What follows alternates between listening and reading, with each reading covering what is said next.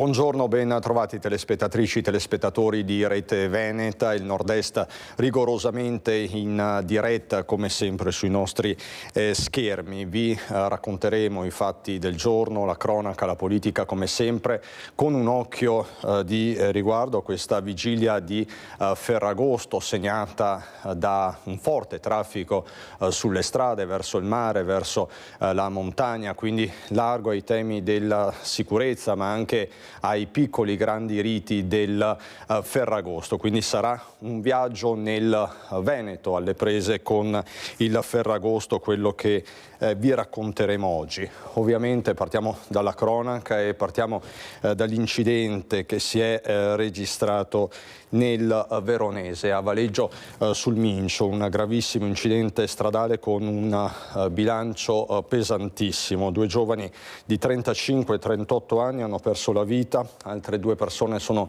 rimaste ferite in modo grave, sono state trasportate dai sanitari nell'ospedale di Borgo Trento a Verona. Per cause ancora in corso di accertamento, le due auto si sono scontrate frontalmente poco dopo la mezzanotte in via Monzambano a Valeggio sul Mincio.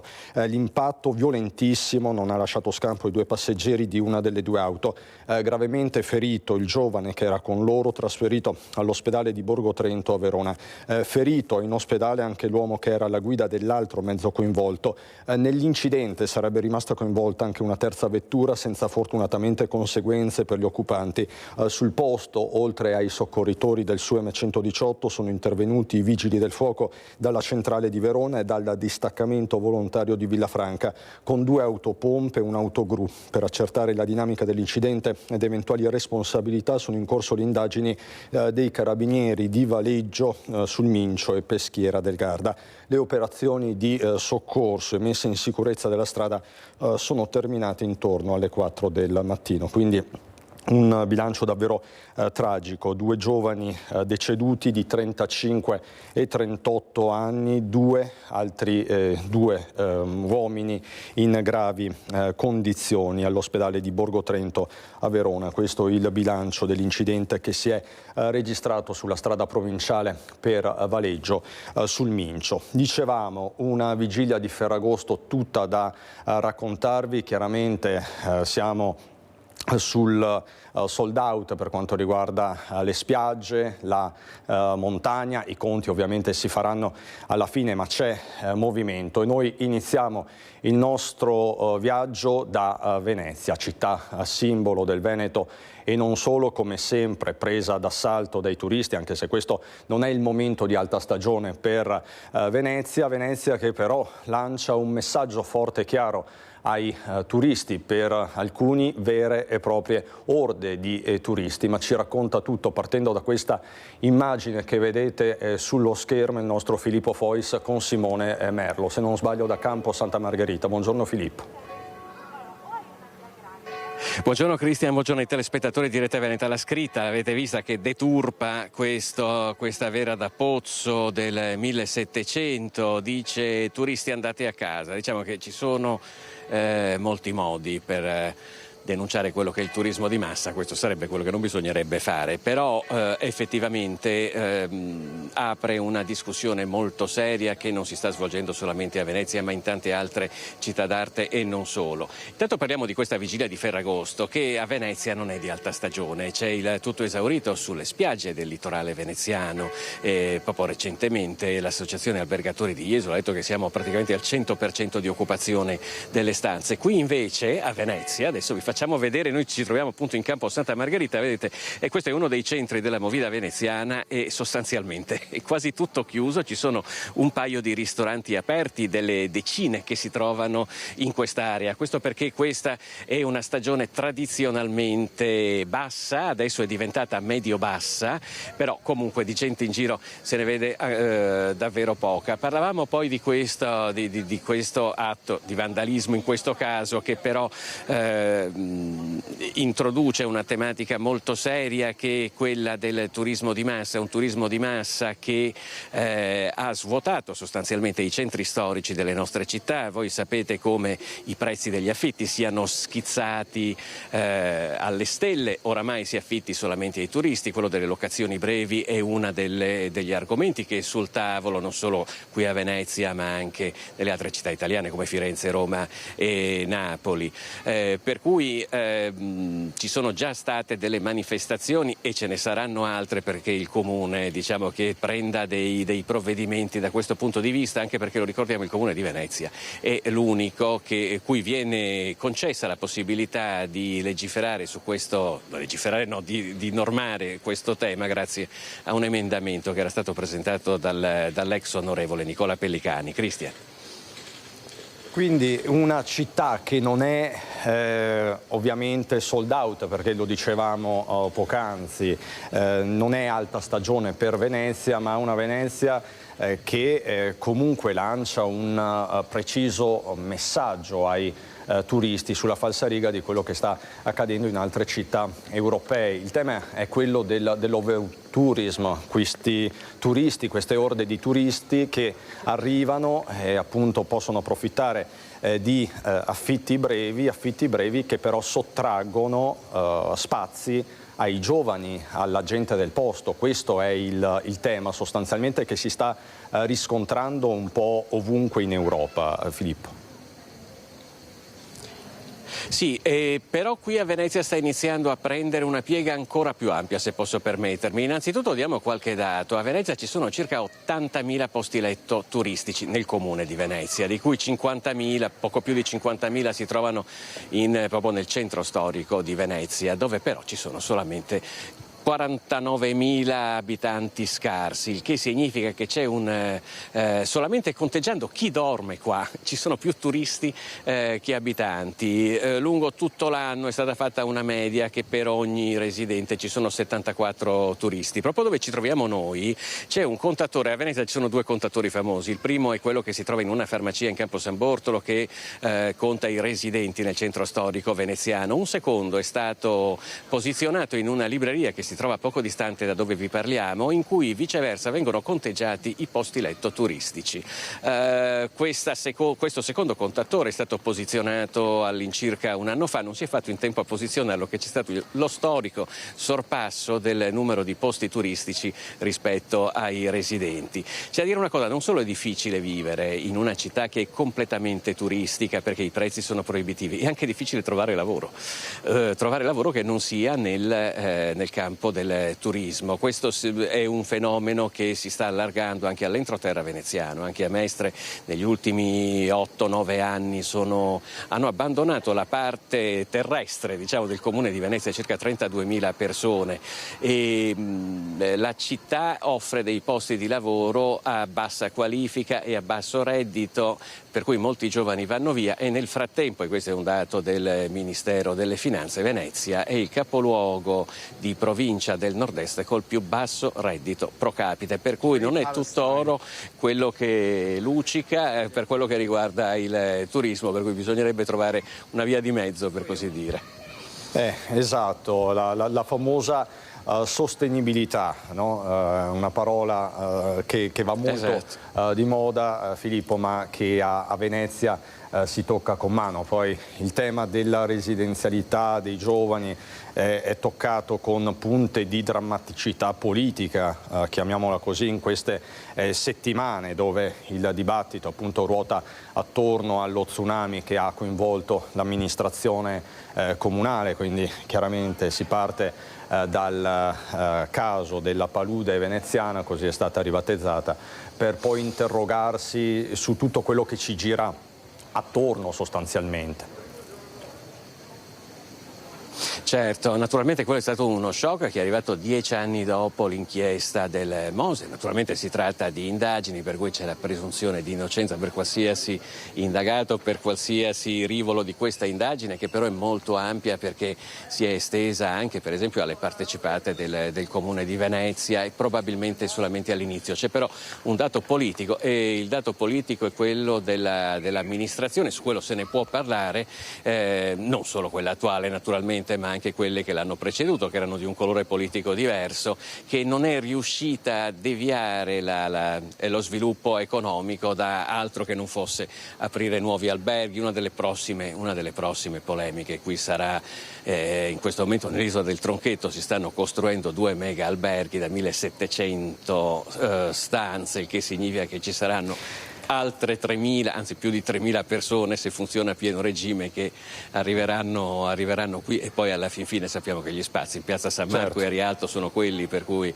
il punto diventa tutto più difficile, anche prendere un vaporetto. E qui torniamo appunto al tema con il quale siamo partiti, questo over tourism e quella scritta insomma che è comparsa. Sì, che poi tra l'altro lo diciamo Christian, che questa protesta a Venezia è ancora molto blanda rispetto a quello che sta accadendo in altre città europee, in primis in Spagna. In Spagna per esempio a Barcellona ci sono state delle manifestazioni molto sentite, esatto. In alcune addirittura i manifestanti hanno circondato i plateatici dei ristoranti e dei bar, hanno spruzzato i turisti con delle pistole ad acqua, e però a Barcellona per esempio la sindaca ha fatto sapere che non rinnoverà le licenze delle affittanze brevi, il che significa che tra circa 10 anni a Barcellona non ci saranno affittanze brevi. Qui ce ne sono circa 6.000, 7.000 attorno a noi nel posto in cui vi parliamo, quindi a Venezia centro storico. Sono numeri molto significativi, Filippo. Io ti ringrazio per questo collegamento. Siamo entrati un po' nel merito di alcune questioni partendo da una semplice scritta. Grazie Filippo Fois, grazie Simone Merlo per la parte tecnica. Grazie davvero. Noi fra poco ci collegheremo con Ponzano, quindi nel Trevigiano, per la cronaca. Anzi, mi sa che la nostra Daniela Sizzia è già pronta con Alberto Pivetta per una carrellata di cronaca. Le baby gang, i bulli, i baby bulli, chiamateli come volete, non vanno in vacanza e continuano a colpire nell'Interland trevigiano tra Silea e Ponzano. Se non sbaglio la nostra Daniela con Alberto Pivetta è all'esterno del Conad di Paderno di Ponzano. Dico bene Daniela, buongiorno. Buongiorno Cristian, buongiorno ai telespettatori. Sì, dice bene, siamo proprio vicini alla Conad, dove ieri insomma dei ragazzini terribili, possiamo dirlo, perché si tratta comunque di una minorenne e una appena maggiorenne, una diciottenne. C'erano con loro anche 2 ragazzini di 18 anni la cui identità è in corso di identificazione. I carabinieri dicono che davvero manca pochissimo, presto verranno identificati anche loro perché si sono allontanati prima dell'arrivo dei carabinieri. Cosa è successo? Questo gruppetto è entrato qui al Conad, ha fatto la spesa letteralmente, ha cominciato a prendere generi alimentari, bevande, anche una bottiglia di superalcolico, e hanno cominciato a consumare all'interno del supermercato. Ovviamente sono stati visti da una commessa e dai clienti, che hanno allertato i carabinieri. Quando sono arrivati qua i militari dell'Arma, la ragazzina di 18 anni ha cominciato a urlare insomma contro i carabinieri, ad aggredirli con calci. Per lei ovviamente è scattato l'arresto per furto aggravato in concorso e per oltraggio a pubblico ufficiale. Fermata e denunciata anche la 17enne, che è stata riaffidata ai genitori, ma dovrà rispondere dello stesso reato, mentre i 2 diciottenni che si trovavano con loro si sono allontanati poco prima dell'arrivo dei carabinieri, ma come vi ho detto ormai insomma la loro identità è quasi sicura, per cui presto risponderanno dello stesso reato delle 2 ragazzine. avevano davvero fatto di tutto, ma proprio senza nessun problema hanno cominciato a consumarlo proprio all'interno del supermercato tranquillamente, compresa una bottiglia di super alcolico. Questo è successo qui ieri, però il 12 a Silea un altro furto, sempre coinvolti 3 ragazzini, perché parliamo di 2 quindicenni ed un 17enne che sono entrati nel centro commerciale, si sono accorti che la commessa di una lavanderia si era assentata momentaneamente, si era spostata, hanno approfittato del momento, sono entrati, hanno rubato dal registratore di cassa 140 euro e poi si sono allontanati tranquillamente nel parcheggio. Ovviamente mentre lo facevano sono stati visti da una cliente, perché il centro commerciale in questo momento è pieno di persone, quindi li hanno visti, hanno chiamato i carabinieri che fortunatamente stavano transitando proprio nel parcheggio del centro commerciale di Silea. I 3 ragazzini sono stati fermati, i soldi sono stati riconsegnati alla commessa e 3 sono stati ovviamente denunciati per furto in concorso, e si tratta comunque di ragazzini sia per questo caso sia per il caso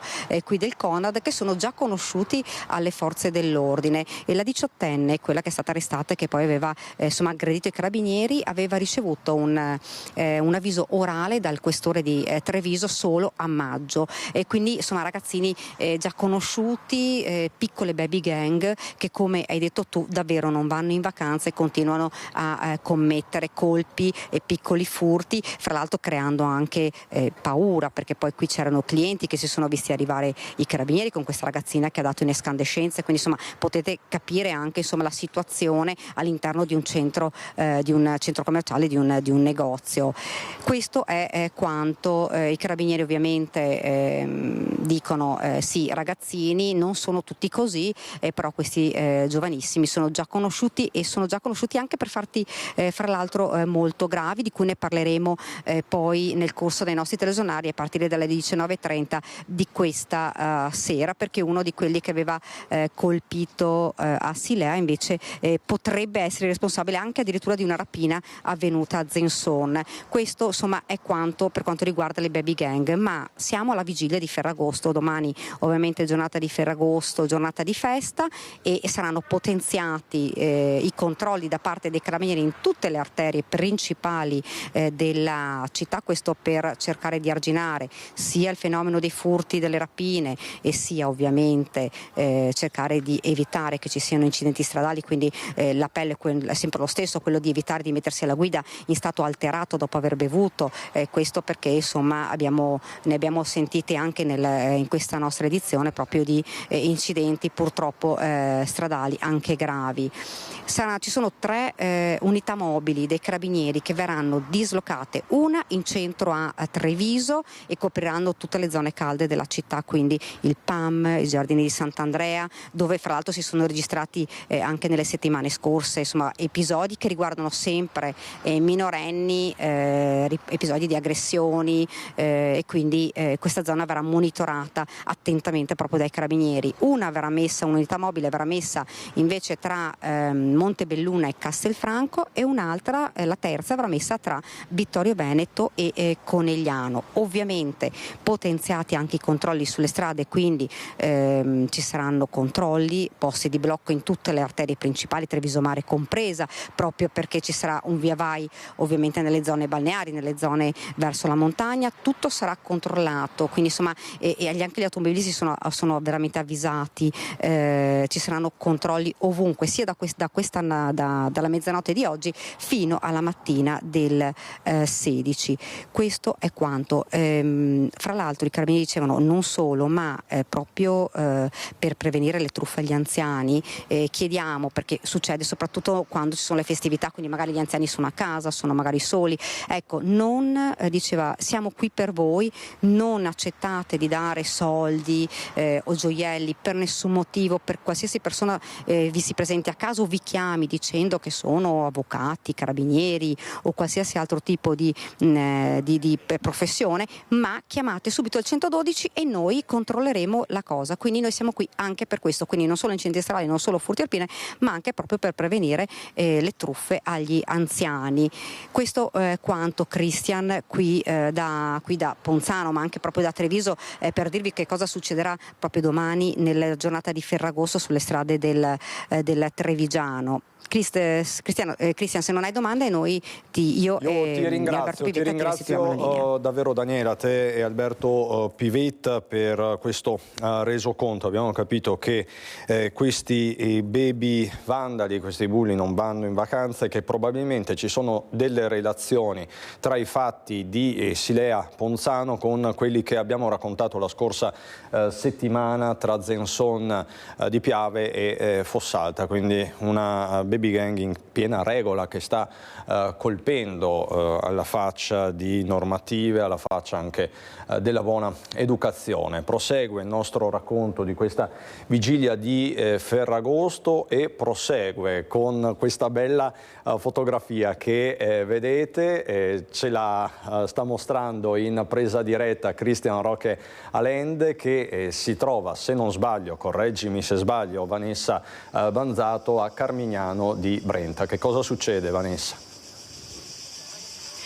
Buongiorno Cristian, bene, ci troviamo in comune di Carmignano di Brenta, in località Camazzole, dove stiamo godendo anche io e Cristian della bellezza di questi luoghi e soprattutto del fresco. Insomma, sì dai, possiamo chiamarlo fresco rispetto alla città di questo luogo. Allora, nello specifico ci troviamo ai laghetti di Camazzole, ma qui siamo proprio in uno dei laghetti che si formano, in una delle anse che si formano con il fiume Brenta, un luogo davvero splendido, frequentato da giovani, frequentato da famiglie, a due passi dal centro dei paesi e delle città, una vera e propria oasi che si crea e che davvero fa sì che le persone in questo caldo torrido, questo caldo da record di queste ultime settimane, riesca a trovare un po' di refrigerio. Allora vedete, sono tantissimi i giovani che sono presenti in acqua, ci sono tante famiglie e allora io colgo l'occasione proprio per chiedere a queste persone che voi arrivate da Isola Vicentina. Insomma, un'oretta di strada. Oh, mezz'oretta. Mezz'oretta. E qui però venite spesso?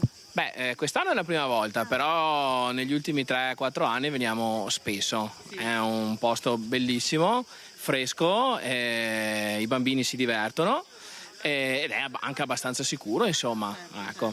E venivate soprattutto nella parte del lago voi, che però dite adesso è un po' più disagevole. Sì, quest'anno, viste le piogge abbondanti, l'acqua è abbastanza alta, perciò è difficile trovare un posto dove mettersi. Però dalla parte, diciamo, di qua del Brenta è ancora fattibile, insomma. E allora io ne approfitto, visto che ha la figlia in braccio, che ha questo giubbetto per tenerti a galla, avere un salvagente. Com'è quest'acqua? Bellissima, è molto fresca e ogni volta che veniamo qua mi diverto tanto. A te piace l'acqua? Sì, tanto.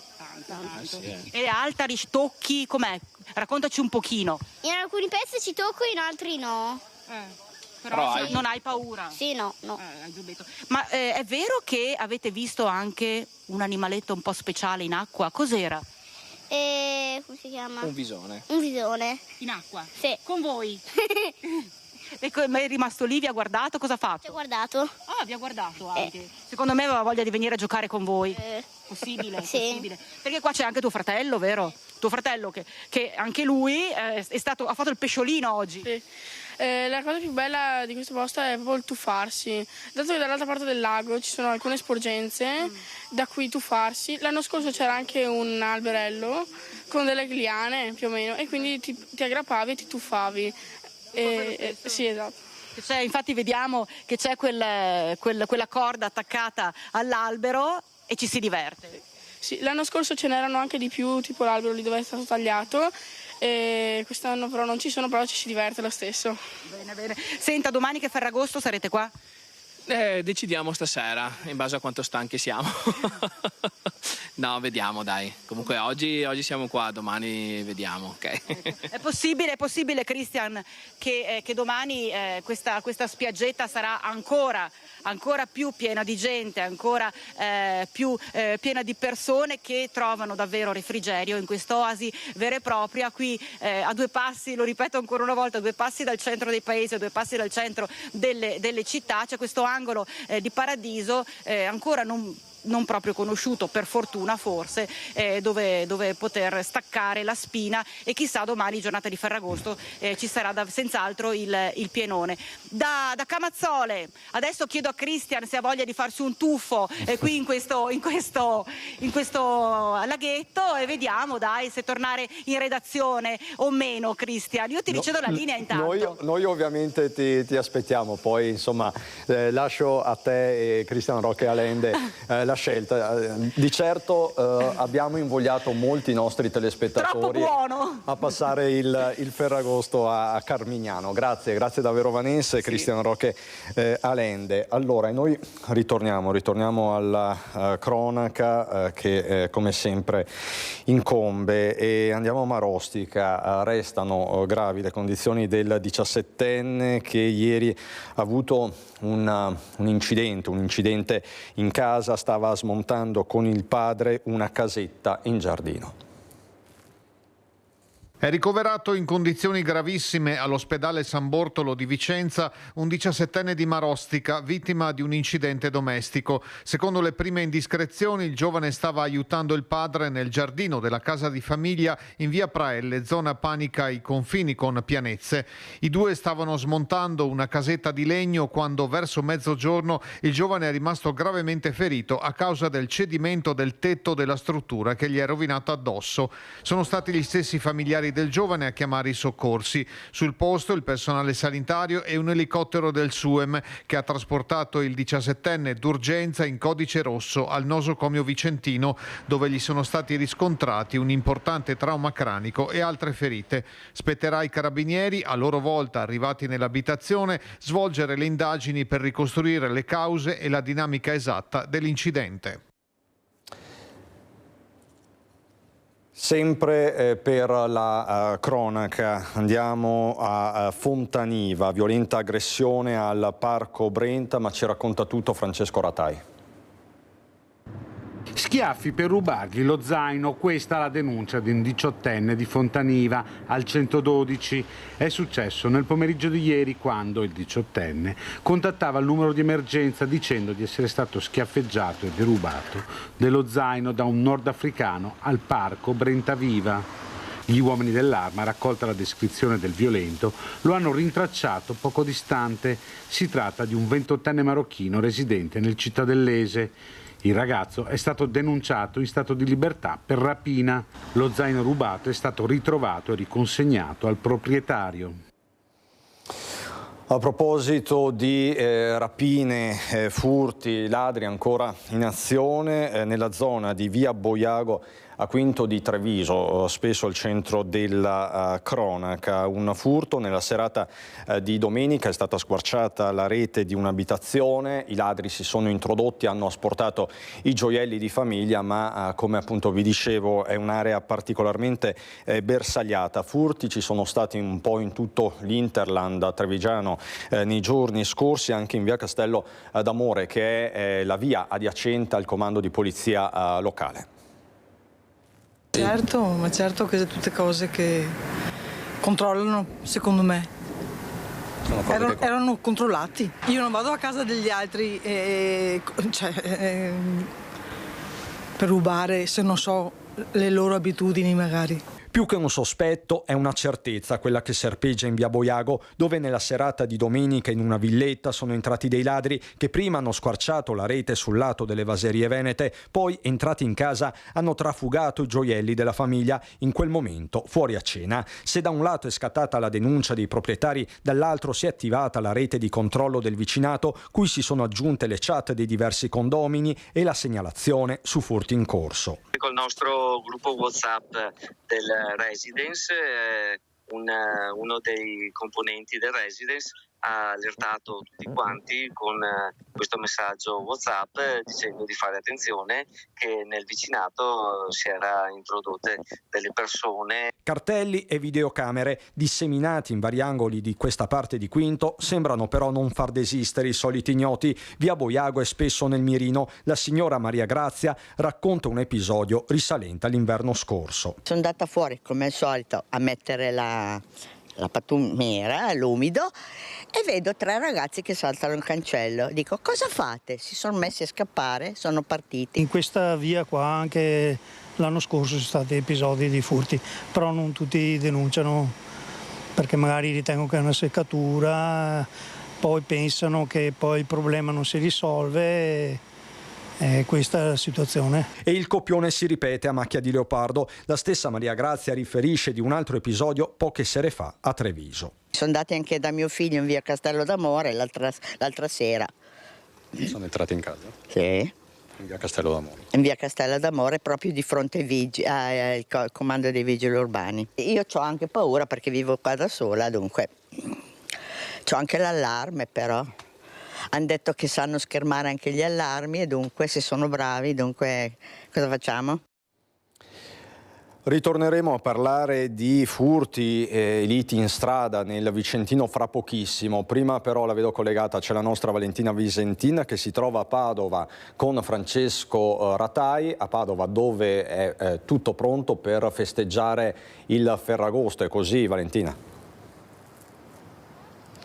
Esattamente Christian, vi facciamo vedere le immagini dell'allestimento del grande palco dove domani sera ci sarà lo spettacolo tradizionale di Ferragosto che anticipa i fuochi. Alle 21:30 si comincia con la musica che appunto verrà suonata dal palco, dove si esibiranno anche Tony Esposito e Jake La Furia, ma alle 23:30 i protagonisti assoluti, ovvero i fuochi d'artificio. Anzi, precisiamo, si tratta di giochi di luci, perché già questo è il secondo anno che l'amministrazione comunale padovana sceglie di fare uno spettacolo pirotecnico più sostenibile sia dal punto di vista delle emissioni, ma anche sostenibile per i cani e gli amici a 4 zampe e gli animali domestici che sono spesso infastiditi dai forti rumori provocati dai botti. E quindi sarà una coreografia di luci e musica quella che brillerà sul cielo di Padova per la notte di Ferragosto, uno spettacolo che richiama come sempre i padovani, pochi diciamo perché la città è deserta,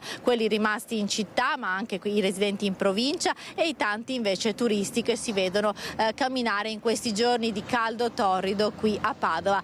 Come si svolgerà la serata? Gli accessi sono contingentati, il questore ha dato il via libera per l'accesso di 28.000 persone qui in Prato della Valle. Gli accessi saranno dalle vie limitrofe, controllate dagli uomini della polizia locale, dagli addetti della sicurezza messi in campo anche dal comune. C'è un'ordinanza che l'ha ricordato l'assessore, che ha appena ricordato l'assessore allo sport Diego Bonavina, che vieta di portare qui in piazza alcolici e bottiglie di vetro. Queste sono le prescrizioni per chi domani sera vorrà raggiungere Prato della Valle a Padova per assistere allo spettacolo pirotecnico. Una città nella morsa del caldo, ve lo possiamo testimoniare perché si sta davvero colando, e quindi piscine prese d'assalto e anche tante altre cose che si possono fare comunque per chi rimane in città. Ce lo racconta tutto Francesco Ratai nel suo servizio, così potremo dare anche qualche consiglio ai padovani che sono rimasti a Padova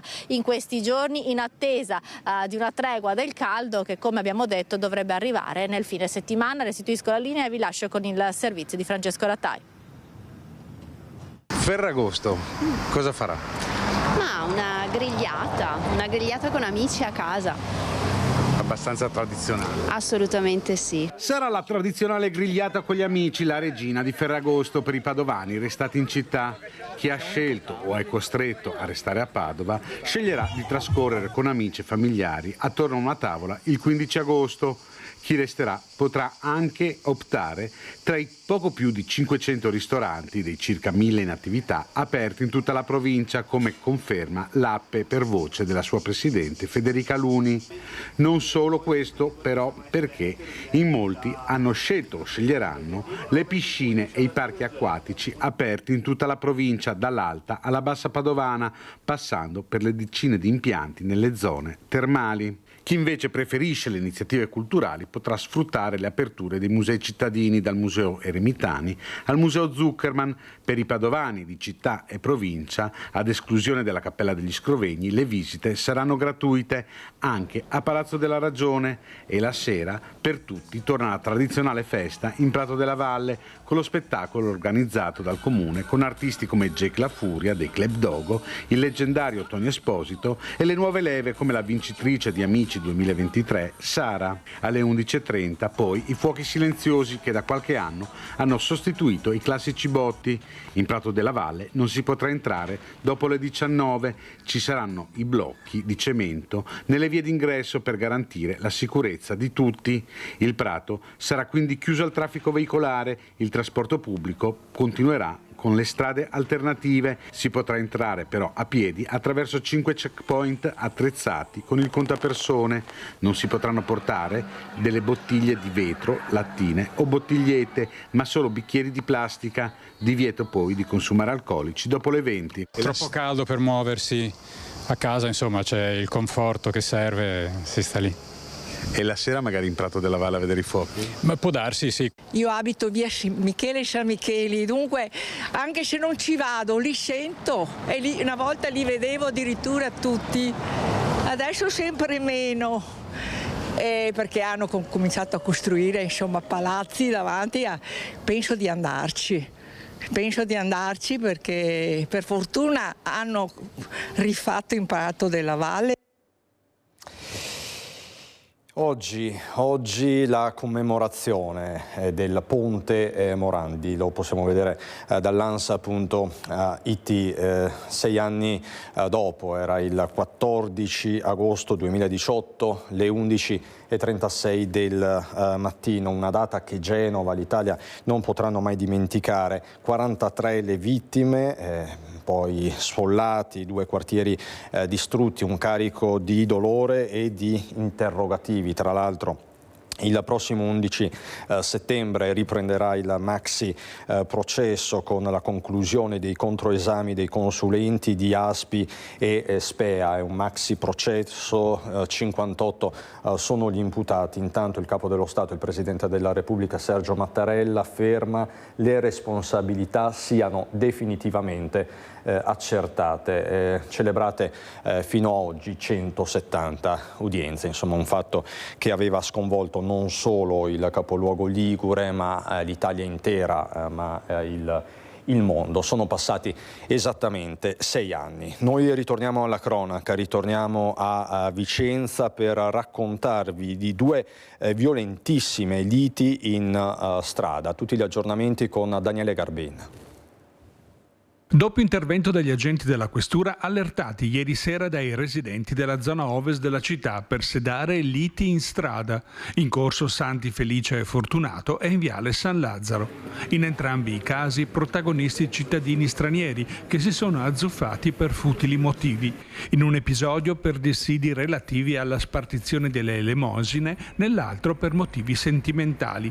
In entrambi i casi l'intervento dei poliziotti è stato risolutivo per separare i contendenti, attivare i soccorsi per i feriti che non hanno comunque riportato gravi conseguenze e identificare i responsabili in attesa di formalizzarne le denunce. Il duplice intervento è stato effettuato dalle forze dell'ordine nel contesto più ampio del controllo straordinario del territorio. Pattuglie interforze composte anche dagli agenti della Polfer, del reparto prevenzione crimine di Padova, carabinieri, finanzieri e polizia locale hanno perlustrato le zone più sensibili della città. Prioritario in questo periodo il contrasto alla criminalità e ai furti. Complessivamente sono state controllate 120 persone, di cui 55 stranieri e 35 pregiudicati, 16 autoveicoli e 3 esercizi pubblici. Rimaniamo a Vicenza per l'ennesimo episodio di violenza contro il personale sanitario, sempre Garbin. Il personale intervenuto per un'emergenza diventa bersaglio di una violenta aggressione. Ennesimo brutto episodio contro agenti di polizia locale e sanitari colpevoli di essere intervenuti per soccorrere una tossicodipendente di 37 anni in preda ad una crisi probabilmente derivata da abuso di stupefacenti. È accaduto domenica sera, poco prima delle 23, lungo strada Marosticana.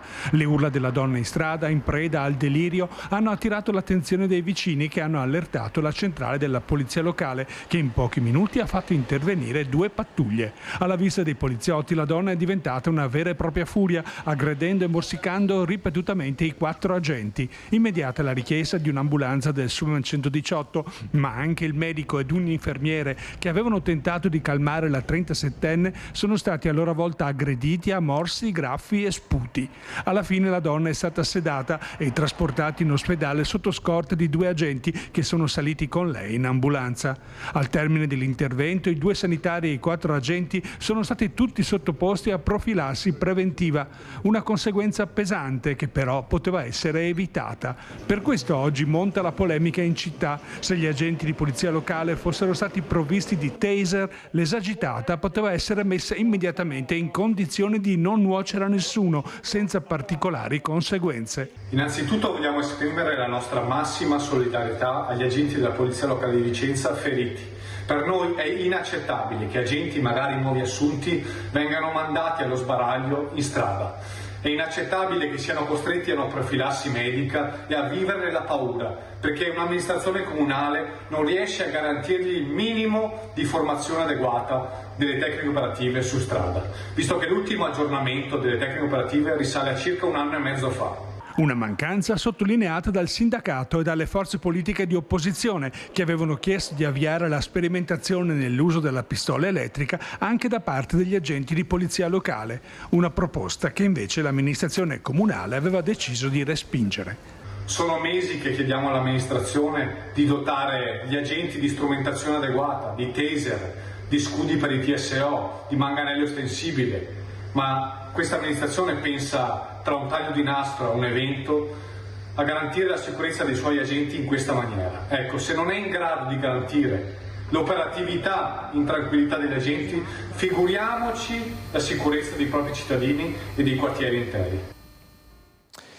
Andiamo nel Polesine, a Rovigo, orrore in pieno centro, donna trovata morta, così riferisce Polesine 24, il portale web della Voce di Rovigo. Tragedia in pieno centro nella prima mattinata, verso le 7:30 una donna è stata trovata priva di vita nella zona tra Corso del Popolo e via Principe di Napoli. Sul posto immediato l'intervento del personale della questura con le volanti e dopo il primo sopralluogo la polizia scientifica. Secondo le prime indiscrezioni si tratterebbe di un gesto estremo, ma tutti gli accertamenti sono in corso proprio per la particolarità del ritrovamento, quindi in pieno centro a Rovigo. E poi vi do anche conto di questa notizia, la vedete, è sul gazzettino.it, ma in realtà comincia a essere battuta un po' da tutti i portali. Amina Spinu è sparita con il papà, la nonna a 4 anni è in pericolo. L'anno scorso la mamma era morta in un incidente stradale. In verità è da lunedì che la bambina con suo padre hanno fatto perdere letteralmente le tracce, non hanno fatto più ritorno nella loro casa nel comune di Polesella, un allontanamento che desta preoccupazioni e sospetti soprattutto nella nonna della bimba. Sono quindi ore di apprensione per i familiari e non solo. La bimba sarebbe stata vista per l'ultima volta in compagnia del padre Lon Spinu, di 26 anni, rumeno, fuori il bar Cremlino, quindi lo ripeto, siamo a Polesella. I 2 non avrebbero fatto ritorno a casa della nonna materna che si chiama Maja Sofrovici, con cui appunto vivevano. Proprio quest'ultima aveva allertato le forze dell'ordine e lanciato un allarme sulla sua pagina Facebook. La bambina è in pericolo, la frase utilizzata dalla donna. I post successivamente sono stati rimossi dalla signora, ma per l'appunto si sta indagando su questo episodio per capire dove siano finiti il papà 26enne e per l'appunto questa bambina che, lo ripeto, ha solo 4 anni, Amina Spinu il suo nome. Ritorniamo a Treviso per parlare di sicurezza. Si è svolto un comitato ordine e sicurezza, era presente anche il sindaco Mario Conte, che ha chiesto di potenziare i controlli in città, soprattutto in vista del Ferragosto e soprattutto dopo quello che sta succedendo con queste baby gang. Daniela Sizia prima ci ha aggiornato di questi baby bulli che non vanno in vacanza e che stanno colpendo da Ponzano a Silea. Così dunque il sindaco di Treviso Mario Conte. Risse, aggressioni, spesso tra giovanissimi, episodi più o meno gravi, quelli che si sono verificati nelle ultime settimane in città e che hanno spinto il sindaco Conte a chiedere un maggiore intervento alle forze dell'ordine. Sono episodi che però alterano la percezione di sicurezza e quindi ho chiesto alle forze dell'ordine, con le quali stiamo già facendo un lavoro importante di grande sinergia insieme alla polizia locale, di intensificare ulteriormente i controlli in alcuni quadranti della città e soprattutto di cercare di dare risposte nel minor tempo possibile a quegli episodi. Su disposizione del prefetto dunque i controlli di polizia, carabinieri, guardia di finanza e polizia locale verranno potenziati, specie nelle zone più calde della città dove questi episodi si verificano con maggiore frequenza. Quindi incrementeremo ancora i controlli e soprattutto cercheremo nel minor tempo possibile di dare risposte a quelle criticità che sono venute fuori nel quadrante. Così dunque il sindaco di Treviso Mario Conte e ci sono anche i vigili del fuoco veneti nel contingente partito nelle scorse ore dal porto di Brindisi alla volta della Grecia in fiamme, come ben sapete, soprattutto nella regione attorno ad Atene, la regione dell'Attica. Il dispositivo inviato dal Veneto è composto da 2 ispettori della direzione interregionale dei vigili del fuoco del Veneto e del Trentino Alto Adige, 2 operatori dal comando di Treviso, 2 da Venezia, 2 da Padova, 2 da Verona, 2 da Vicenza, 1 da Belluno e un operatore COEM e 7 mezzi. A coordinare il trasferimento il Dipartimento di Protezione Civile su richiesta dell'Emergency Response Coordination Center di Bruxelles, quindi anche i vigili del fuoco veneti nell'inferno dell'Attica, perché come sapete stanno bruciando boschi, ci sono ordini di allontanamento in diverse città greche. Noi adesso, sempre per la cronaca, ci spostiamo in Friuli Venezia Giulia. Un incidente stradale ad Aquileia, ci racconta tutto Omar Costantini. Una donna di 61 anni alla guida della propria auto, residente a Grado, è rimasta ferita in un incidente stradale che si è verificato nella tarda serata di martedì 13 agosto ad Aquileia, lungo la strada regionale all'altezza del Foro Romano. La conducente, per causa in corso di accertamento, ha perso il controllo del mezzo, che si è ribaltato su se stesso. A dare l'allarme sono stati alcuni residenti.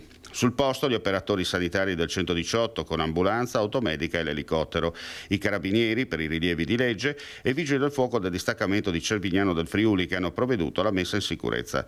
La donna, una volta estratta dall'auto, è stata trasportata in volo all'ospedale di Catinara. Ricoverata in prognosi riservata, non sarebbe in pericolo di vita. Strade del nord-est ovviamente monitorate in queste ore dalle forze dell'ordine, come ci raccontava la nostra Daniela Sizia, quindi i dispositivi sono in corso. Tra l'altro la giornata di oggi in Veneto è iniziata nel peggiore dei modi con un incidente mortale a Valeggio sul Mincio, 2 uomini morti, uno di 35 e l'altro di 38 anni e 2 feriti gravi che si trovano all'ospedale Borgo Trento di Verona. Ma noi rimaniamo ancora in Friuli Venezia Giulia per un fatto davvero violento e increscioso. Ci racconta tutto Gianluca Paladin. Un ragazzo di 22 anni con disabilità cognitiva è stato picchiato selvaggiamente da un uomo sulla Trentina nel giardino di Via dei Mulini a Monfalcone. Caccia l'aggressore, indaga la Polizia di Stato. Picchiato selvaggiamente mentre passeggiava con il cane nel parco durante la notte di San Lorenzo il 10 agosto, un uomo si è lanciato contro il malcapitato procurandogli ferite per una prognosi di 30 giorni. La vittima dell'episodio è un 22enne con disabilità cognitiva, l'aggressore un uomo di 30 anni. Secondo quanto appreso, il 22enne stava portando a spasso il proprio cane nel giardino di Via del Mulino. Data l'ora tarda, non c'era nessuno nel parco e quindi il giovane avrebbe deciso di liberare l'animale dal guinzaglio per lasciarlo libero di muoversi.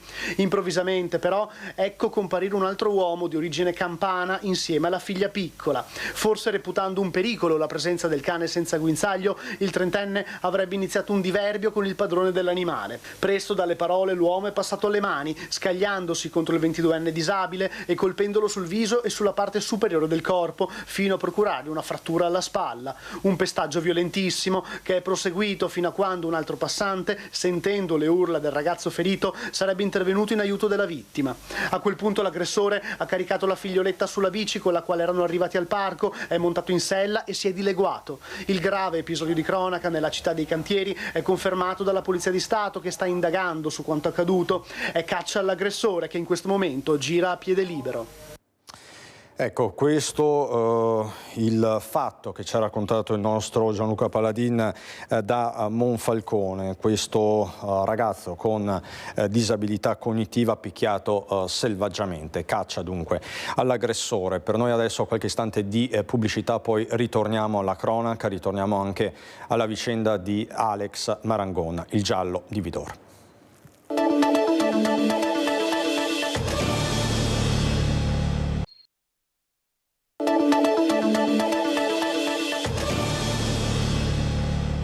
Di nuovo in diretta Focus TG, il Nord-Est come sempre in diretta qui su Rete Veneta. Vi ridò la notizia di poco fa, perché insomma è un fatto particolarmente grave che sta suscitando apprensione non solo tra i familiari. Amina Spinu è sparita con il papà, la nonna a 4 anni è in pericolo. L'anno scorso la madre era morta in un incidente. Questo succede a Polesella. Della bambina e del papà 26enne rumeno non si hanno notizie ormai da 2 giorni. La nonna ha lanciato un appello anche su Facebook. Sempre a Rovigo è stato ritrovato il cadavere di una donna questa mattina tra Corso del Popolo e via Principe di Napoli. Sul posto la scientifica però parrebbe trattarsi di un gesto estremo. E poi appunto la notizia di apertura a questo terribile incidente stradale a Valeggio sul Mincio, sulla strada provinciale, uno scontro frontale tra 2 auto e sono morti 2 uomini, uno di 35 e l'altro di 38 anni, 2 feriti gravi all'ospedale di Borgo Trento a Verona.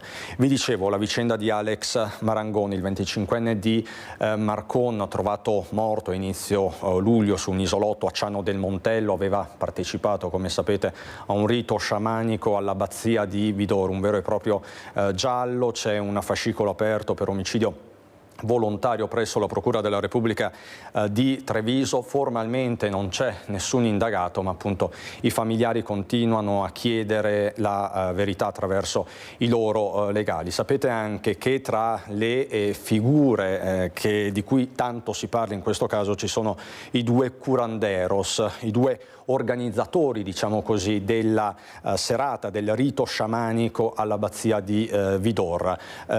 Sciamani, curanderos che di fatto in queste ore stanno predisponendo accanto al loro legale un memoriale, stanno rispondendo a delle domande scritte che sono state fatte pervenire loro dai carabinieri di Treviso. Siamo riusciti a parlare direttamente con l'avvocato Sant'Andreu, avvocato che rappresenta i 2 curanderos, Johnny Benavides e Sebastian Castillos.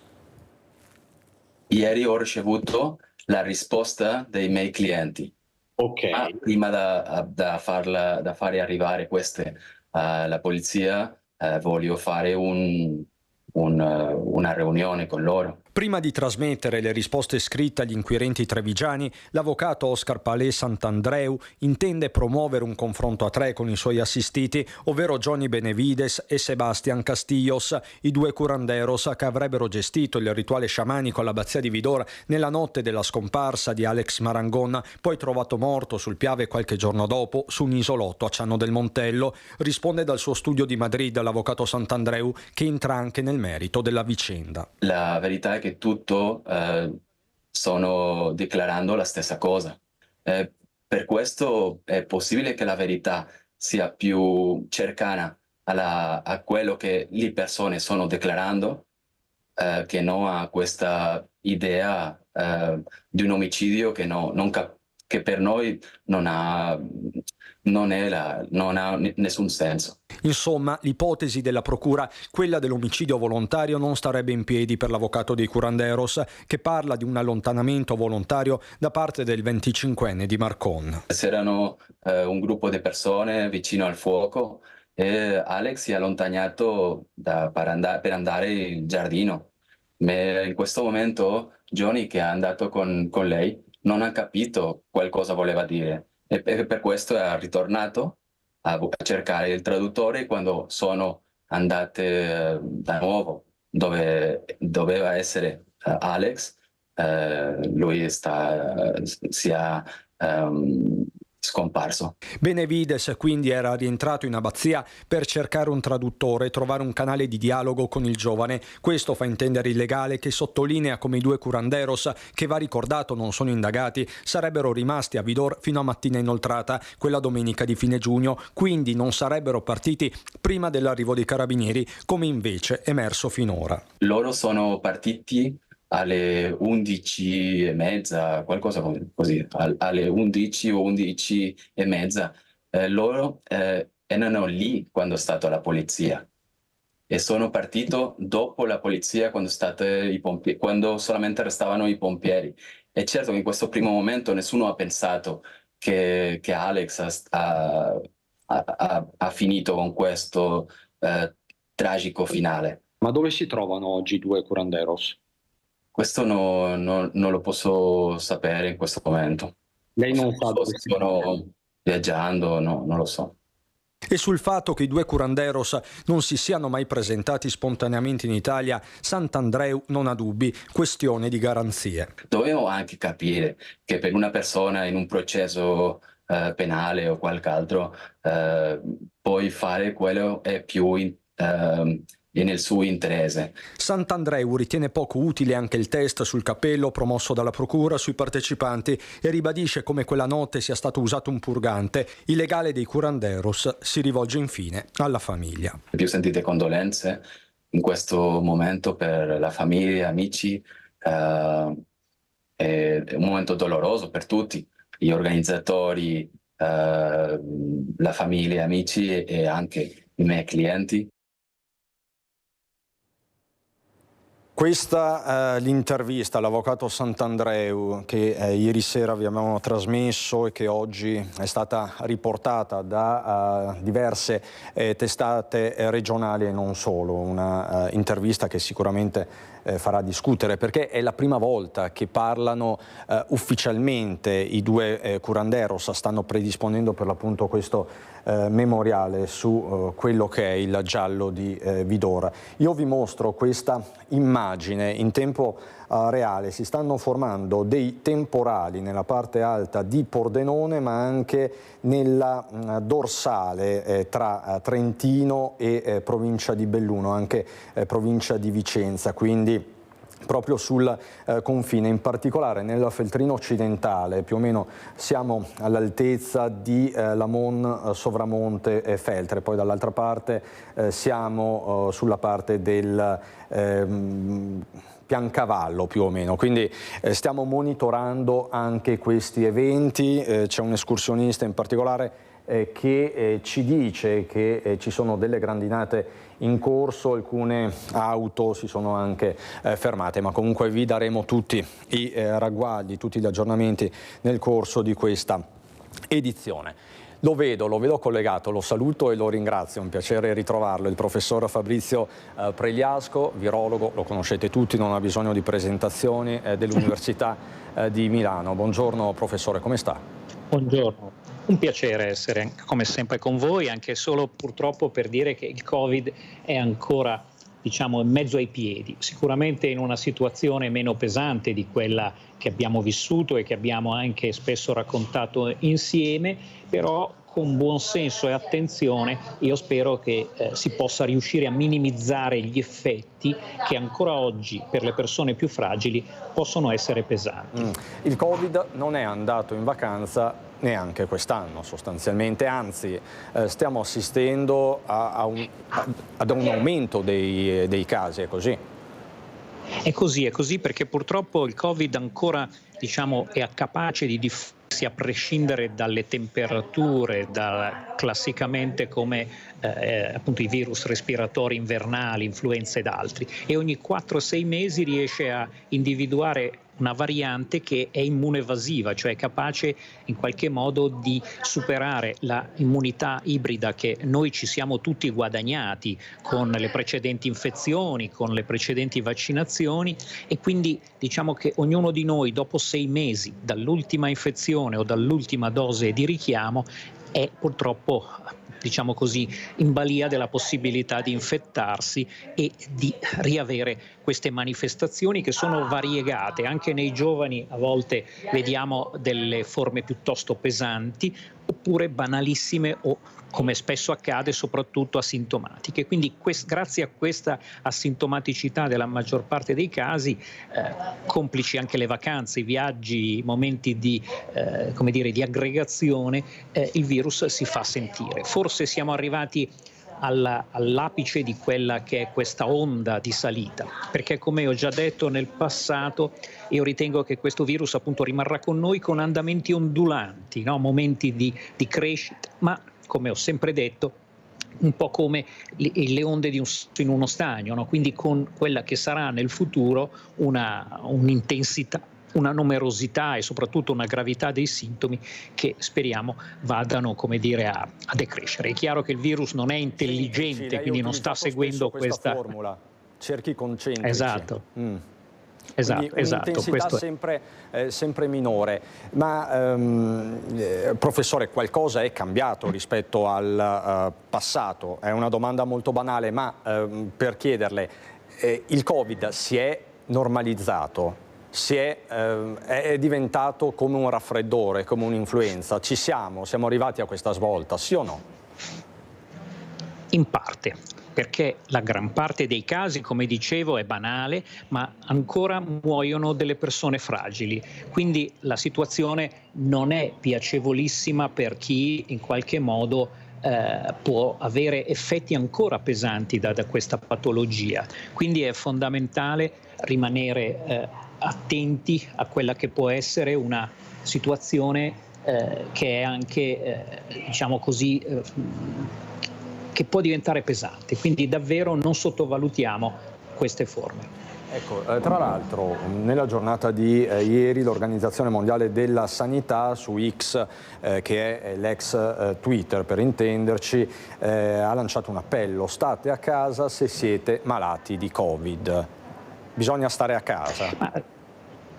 Questo è il messaggio, a mio avviso, proprio perché questa malattia, nella gran parte dei casi banali fa sì che noi ci si senta relativamente bene e quindi si vada comunque in giro, e così come per l'influenza anche il Covid facilmente si diffonde, e quindi rimarco solo questa attenzione per i fragili. Poi curarsi oggi è facile, sappiamo che gli antinfiammatori sono la terapia da utilizzare per tutti, salvo che per le persone più a rischio, dove se si fa un tampone, ed è qui il messaggio, alle persone fragili con sintomi respiratori, allora è possibile, per loro, e quindi solo per i fragili, utilizzare gli antivirali specifici che oggi ci sono, che sono terapeutici e che quindi riescono a far sì che anche per loro non ci siano gli effetti ancora potenzialmente pericolosi. E per quanto concerne invece le vaccinazioni, è ancora utile vaccinarsi? Si sta predisponendo un vaccino aggiornato con le ultime varianti, e ci sarà una campagna vaccinale che sarà in contemporanea e che potrà essere eseguita nello stesso momento in 2 punti diversi in una sessione di vaccinazione durante la classica campagna contro l'influenza quest'autunno. È chiaro che non si può continuare a vaccinare con una frequenza maggiore, magari sarebbe necessario, ma ovviamente non praticabile. Quindi questo deve diventare un appuntamento annuale Covid e influenza, perché le persone che rischiavano per l'influenza oggi rischiano anche per il Covid, e sono appunto anziani, fragili, persone con problemi cardiaci gravi o problemi respiratori. Professore, posso portarla 2 minuti a Padova, al pronto soccorso di Padova, perché non c'è solo il Covid in questa estate, in questo Ferragosto 2024, c'è il caldo record, ci sono poi anche le zanzare, così dunque a Padova, in pronto soccorso a Padova. Le alte temperature mettono a dura prova il fisico. Da settimane negli ospedali si seguono appositi protocolli dedicati. Per ora però non ci sono stati aumenti di accessi in pronto soccorso a Padova dovuti a colpi di calore o disidratazione. Segnale che le regole di buon senso, spesso ripetute, hanno sortito il loro effetto. Ovviamente i più esposti restano gli anziani e le categorie fragili, per le quali il caldo e l'afa spesso acutizzano patologie pregresse. Per quanto riguarda la patologia legata al calore, in questo momento non abbiamo un aumento del numero di chiamate legate a questa problematica, ma sicuramente la patologia da calore può peggiorare delle situazioni preesistenti, soprattutto nei pazienti fragili. E siccome è repetita iuvant, i consigli sono quelli di bere molta acqua, mangiare frutta e verdura, evitare di uscire nelle ore centrali quando le temperature sfiorano i 37 gradi. Il caldo porta molti cittadini anche ad utilizzare scooter e moto invece della macchina, e in pronto soccorso in questi giorni sono aumentati gli accessi dovuti alle cadute. L'attività del 118 di Padova in questi prima metà di agosto ha comportato un aumento dell'attività di soccorso per quanto riguarda la patologia traumatica, e tra le missioni di soccorso, che sono circa 3 al giorno, delle automediche e dei mezzi della provincia, abbiamo soccorso circa 24 traumi gravi. Per quanto riguarda il numero delle chiamate, sono circa 500 di media nelle 24 ore per circa 230 soccorsi nelle 24 ore. Massima attenzione anche per le zanzare. Da inizio estate sono stati 11 casi di West Nile nel Padovano, il virus trasmesso dalla puntura della zanzara comune, che in alcuni casi porta a forme neurologiche invasive, specie negli anziani e nei soggetti fragili. Anche in questo caso i consigli sono sempre gli stessi: usare repellenti, abiti lunghi se si esce nelle ore crepuscolari e tenere sempre le zanzariere abbassate. Ecco, professor Pregliasco, dicevamo, non c'è solo e soltanto il Covid. È così, purtroppo le zanzare, oltre a infastidirci come tali per le punture, ora stanno facendo sì che anche in Italia, anche appunto nel Veneto, ci siano casi di patologie che hanno nomi esotici, West Nile perché è appunto un virus del Nilo occidentale, e che purtroppo ormai è diventato, come dire, endemico quasi nel nord Italia, nord centro Italia, ed è legato alla possibilità di trasmissione delle zanzare da alcuni mammiferi, cavalli ed altri, purtroppo anche all'uomo. Per fortuna è una patologia che nella gran parte, per fortuna o per sfortuna, anche qui un po' come il Covid, è che la gran parte dei casi sono asintomatici o banali, quindi febbre, dolori muscolari, dolori articolari, e quindi questo virus può diffondersi perché involontariamente la persona che subisce la prima infezione può essere poi diffusore della malattia verso altri, ed è un problema a cui si aggiunge la dengue, sempre trasmessa dalle zanzare. Noi abbiamo la zanzara tigre, che purtroppo non è la più efficiente ma presente in Italia, e quindi a fronte di molti casi importati stiamo temendo anche qui per questa patologia la diffusione di casi autoctoni, quindi di persone che non sono state nell'ambiente. Quindi in questo caso chi va in Brasile, chi va nel sud America, è bene che se ritorna nell'arco di una settimana, 10 giorni, 15 giorni, ha febbre, dolori muscolari, riporti questa cosa al proprio medico per fare delle indagini e a quel punto anche fare una disinfestazione nei luoghi in cui risiede, in modo da evitare queste, come dire, ulteriori focolai che purtroppo già nello scorso anno sono aumentati. Quindi la necessità di interfacciarsi anche con le autorità sanitarie. Senta, professor Pregliasco, noi continuiamo a parlare come media, come giornalisti di caldo record, quindi di un aumento anche di richieste, di accessi al pronto soccorso, alle farmacie. È corretto farlo? Siamo davvero di fronte a un caldo record? L'uomo di scienza che cosa dice?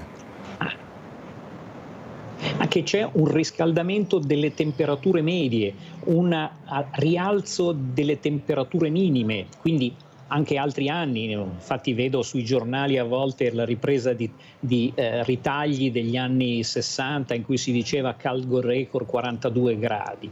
Quindi quello che noi si vede, ed è questa, diciamo, al di là di giorni in cui si è stati bene, per esempio nel luglio scorso, no? Non è stato pesantissimo, ma il guaio è proprio questo, che poi si fa vedere anche con la presenza di zanzare, di insomma, situazioni che si stanno, come dire, situazioni che vedono una tropicalizzazione. Ecco, quindi il dato complessivo ci preoccupa.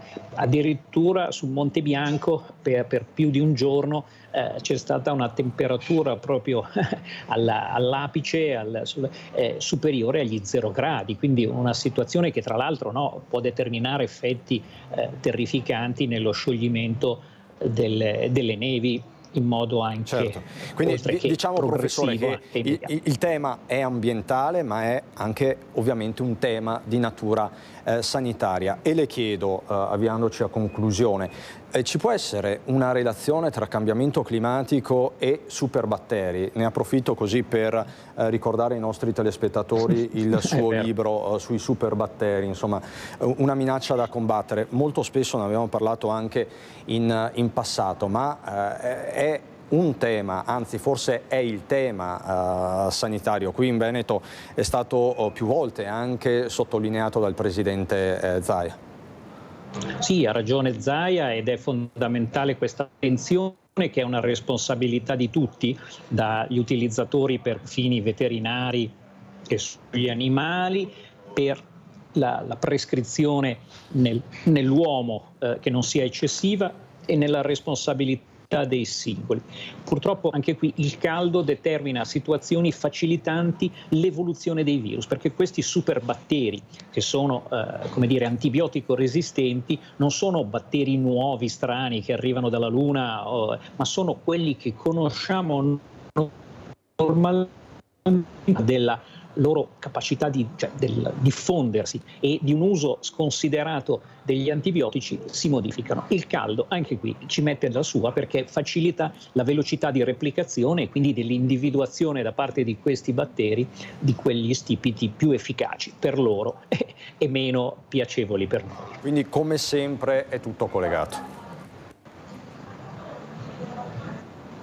Esatto, l'ambiente, ed è proprio questo l'approccio del futuro, anzi di oggi, la salute globale e la salute unica, One Health, cioè andare a vedere come strutture, come singoli e come istituzioni le problematiche della salute umana, della salute animale e dell'ambiente, che sono interconnessi, e lo vediamo per esempio anche con il problema contingente delle zanzare.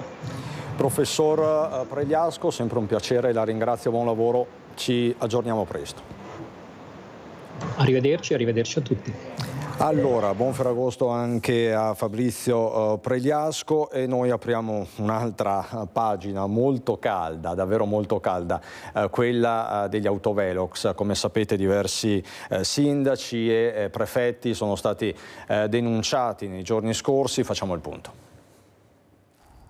Autovelox ancora nell'occhio del ciclone dopo che la scorsa estate aveva tenuto banco la spinosa vicenda dei Velox di Cadoneghe, record assoluto di multe. Dopo i mesi in cui Fleximan ha imperversato in tutto il Veneto, ora si passa alle vie legali con l'associazione Uso Improprio degli Autovelox, che ha annunciato di aver depositato dai carabinieri una denuncia a querela chiedendo alla Procura Generale della Repubblica e alla Procura di Treviso che si proceda penalmente nei confronti dei sindaci di 4 comuni dell'Alta Padovana attraversati dalla strada regionale 53.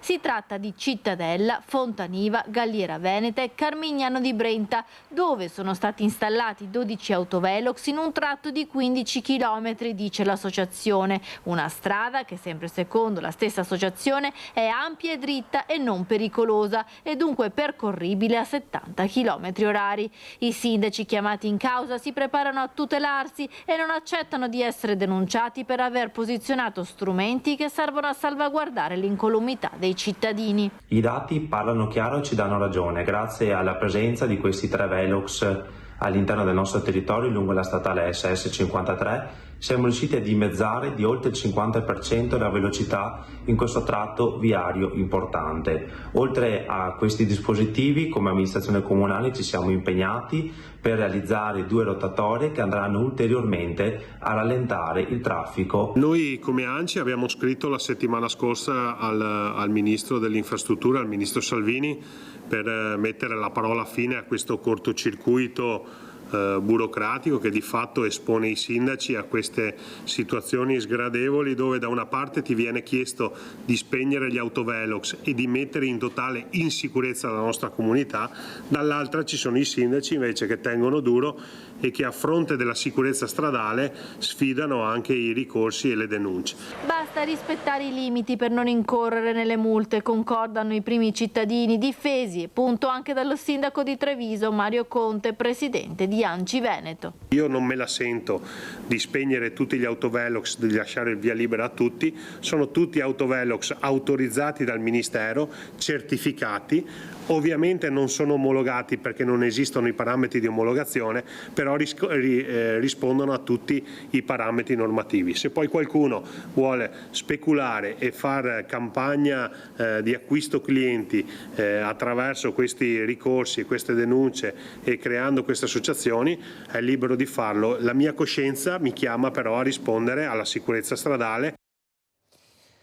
Vi mostro il sito quindi con la collaborazione di Mattia Pizzaia alla regia, Mattia che ringrazio, con Italo Morao. Questa è la situazione in presa diretta. Come vedete le precipitazioni di cui vi davo conto prima si stanno allargando e stanno interessando buona parte della provincia di Belluno, l'Alto Vicentino, la zona delle piccole Dolomiti.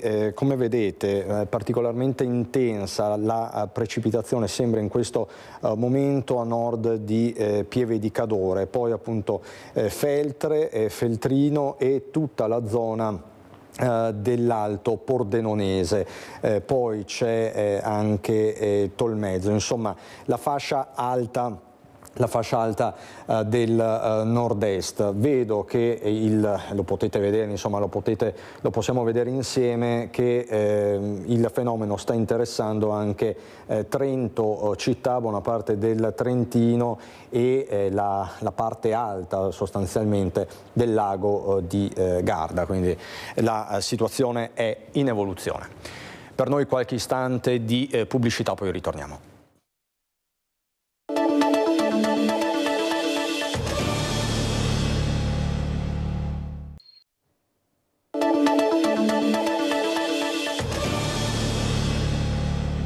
Di nuovo in onda Focus TG, siamo ancora sul portale delle previsioni del tempo perché la perturbazione si sta allargando anche sull'altopiano dei 7 comuni. Potete vedere la zona di Asiago, quindi Asiago, Enego, proprio a ridosso poi anche in parte Valsugana, Valstagna, insomma una situazione, dicevamo prima, in evoluzione. Poi c'è tutto il Feltrino occidentale, la zona di Fonzaso, Feltre, Lambito, anche Alano di Piave, Lentiani. Insomma, lo potete vedere dalle immagini di questo portale in tempo reale.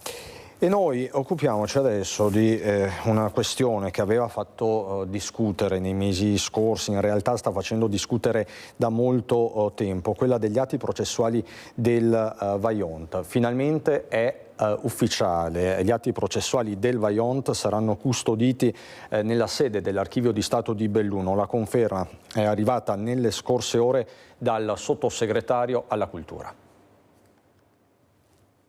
Penso che sia quello che tutti noi volevamo, noi istituzioni bellunesi, superstiti, sopravvissuti, insomma è il coronamento di un percorso iniziato nel 2009 dopo il terremoto dell'Aquila che ora si concretizza e per noi non possiamo che esprimere soddisfazione. L'archivio processuale del Vajont rimarrà a Belluno, il fascicolo composto da 5.205 documenti sarà custodito per sempre nell'Archivio di Stato di Belluno per onorare la memoria delle vittime del disastro del 9 ottobre 1963. È una bellissima notizia, devo dire che io ho incontrato il sottosegretario Mazzi e Vincima Grappa nell'ultimo 4 di agosto per la cerimonia che riportava i caduti e devo dire che lì abbiamo accennato al tema, ma oggi la notizia è arrivata. È stato il sottosegretario alla Cultura Gianmarco Mazzi ad annunciare la pubblicazione del decreto firmato dal direttore generale Archivi Antonio Tarasco che stabilisce la destinazione del fascicolo. 257 buste di documentazione prodotta sia dal Tribunale di Belluno sia dal Tribunale della Corte d'Appello dell'Aquila, dove tra il novembre del 68 e l'ottobre del 1970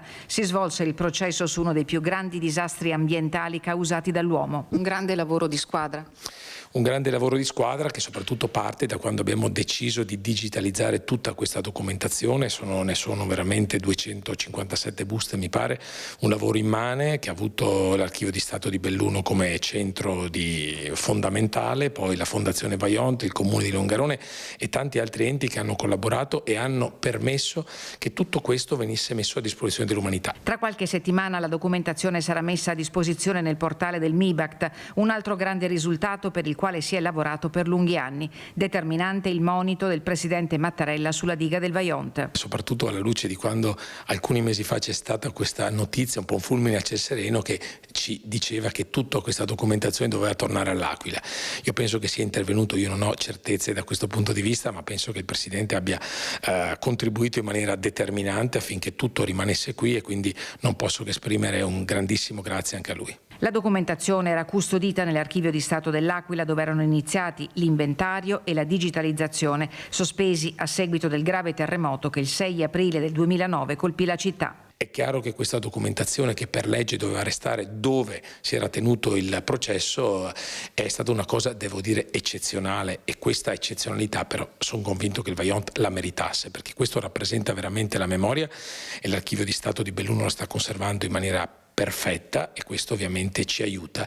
Noi è un po' la nostra storia è giusta che sia qua.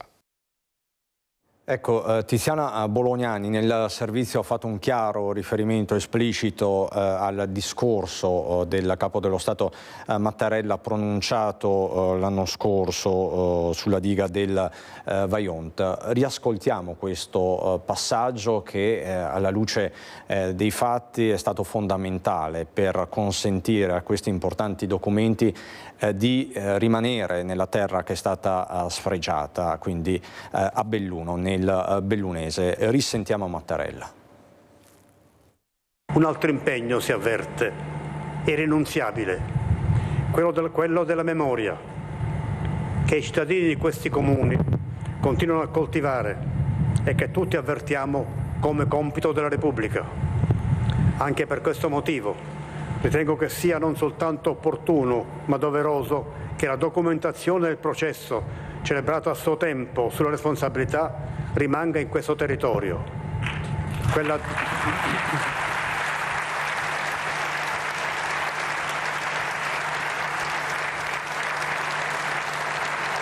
Quella documentazione era stata necessariamente raccolta nei luoghi del giudizio penale perché aveva allora una finalità giudiziaria. Conclusi da tanti anni i processi, oggi riveste una finalità di memoria. Appunto per questo è stata inserita dall'UNESCO nel suo registro della memoria. E quel che attiene alla memoria deve essere conservato vicino a dove la tragedia si è consumata per rendere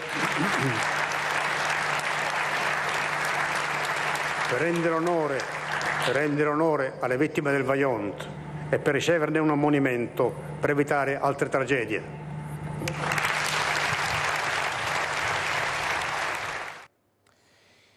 Insomma, è fin troppo chiaro che questo appello del Capo dello Stato non poteva rimanere inascoltato, non poteva cadere nel vuoto. Noi ritorniamo a parlarvi di questo nord-est alle prese con il caldo, mentre continuate a vedere l'evoluzione della perturbazione sulla parte alta del Veneto, quindi siamo nel Feltrino, altopiano di Asiago, quindi la fascia appunto alta della nostra regione. I fenomeni si stanno rivelando particolarmente intensi, però appunto mentre in questa zona c'è questo fenomeno in corso, tutto il resto del Veneto continua a essere nella morsa del caldo e dell'afa, così a Treviso. È da morire, non si respira proprio, chiusi in casa. Neanche al mare, io alla casa al mare non vado neanche al mare dal caldo. Un'altra giornata rovente, chi non è in vacanza e in queste ore deve rimanere in città o rimane barricato in casa con l'aria condizionata o se esce cerca di rinfrescarsi come può. Bevendo con le amiche, che questo secondo me va sempre bene, ventaglio e tanta casa con l'aria condizionata. È sempre consigliato andare al mare in modo da stare all'aria aperta e potersi rinfrescare, anche se ultimamente diventa molto caldo anche lì. L'aria condizionata e stare a casa sicuramente è la soluzione migliore. Io resisto, sì, perché sono all'ombra. La mia amica qui no tanto. Si cerca l'ombra, si va a camminare, a passeggiare diciamo dove è alberato, si cerca di stare più che si può riparati dal sole. A Treviso è giorno di mercato, ma in pochi si avventurano tra i banchi sfidando la calura. Certo, è la settimana di Ferragosto, ma gli affari languono per gli ambulanti. È troppo caldo, è difficilissimo uscire, soprattutto se sono persone anziane, uscire a quest'ora di giorno, assolutamente. Quindi insomma lo vedete l'effetto Ferragosto anche negli affari? Assolutamente sì. Escono la mattina presto forse se hanno bisogno, poi si rintanano in casa con l'aria condizionata e non escono più fino a sera. Chi invece gioisce sono i venditori di gelato che va letteralmente a ruba in questi giorni bollenti. Non possiamo lamentarci perché comunque il gelato è un alimento che aiuta appunto al refrigerio, non solo gelato ma anche granite con la frutta fresca. Buono, con questo caldo è superbo. Nonostante il caldo festeggia, fa bene a festeggiare, per i suoi 104 anni il bersagliere Walter Visentin. Ritorniamo a Padova. Una grande torta e il cappello da bersagliere per festeggiare un compleanno davvero speciale al centro servizi Civitas Vitae a Padova. 104 anni per Walter Visentin, nato a Vicenza il 13 agosto 1920. Una vita avventurosa che lo ha portato a girare il mondo. A 14 anni aveva avuto l'incarico di leggere la Gazzetta Ufficiale e di sottolineare gli argomenti di diverse materie. A 16 anni ha ripreso a studiare e ha conseguito la licenza media. Nella sua vita ha fatto poi il militare, l'alpino, il bersagliere, il marinaio, ma soprattutto il dipendente del Ministero delle Finanze. Tanti hobby e una grande curiosità che ancora lo accompagna. Walter Visentin lo scorso 4 maggio è stato testimonial e protagonista del raduno dei record di centenari che ha portato a Padova l'OIC della Mandria e il Guinness dei primati, mettendo insieme nello stesso posto 70 centenari. Per festeggiare il prestigioso traguardo di longevità del bersagliere Visentin, il colonnello Paolo Rosato del Comando Forze Operative Nord dell'Esercito ha omaggiato il signor Walter del tradizionale cappello piumato dei bersaglieri. Siamo alle battute conclusive. Io vi ricordo la cronaca di giornata che sta segnando questa vigilia di Ferragosto a nord-est. Partiamo da questa immagine davvero tragica. Arriva da Valeggio sul Mincio, c'è stata questa carambola, questo scontro micidiale fra 2 auto. Sono morti 2 uomini di 35 e 38 anni, ci sono anche 2 feriti particolarmente gravi. gravi ricoverati a Verona. Lo scontro è avvenuto sulla provinciale in via Monzambano, questo quindi nel veronese a Valeggio sul Mincio verso mezzanotte e mezza. È rimasta coinvolta, fortunatamente senza particolari danni, una terza vettura. E poi c'è il ritrovamento del cadavere di una donna in pieno centro a Rovigo. Sul posto la scientifica. È successo in pieno centro tra Corso del Popolo